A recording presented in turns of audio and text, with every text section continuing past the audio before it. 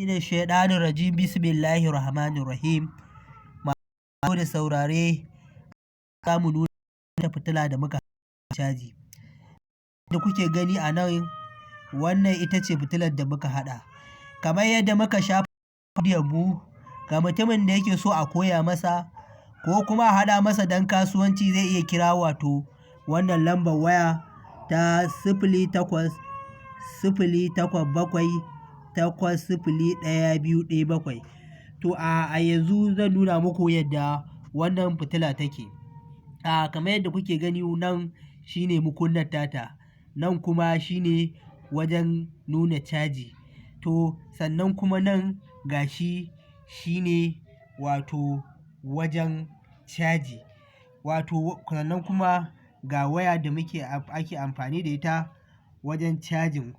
Wato wannan fitila ana caza ta ne da wato cazar waya.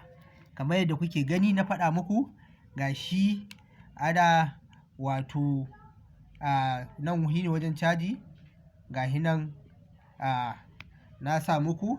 Sannan kuma yanzu zan nuna muku wato yadda wannan fitila take. Yanzu kamar misali gashi na kunna ta, kun ga ta kunnu, sannan kuma na kashe ta kasu. To kamar yadda na sha faɗa a bidiyo na baya, ga mutumin da yake so a koya masa ko kuma yake so a haɗa masa don kasuwanci zai iya kira wato lambar waya da muka bayar. Da fata masu kallo da sauraro za su ji daɗin wannan bidiyo da muka haska.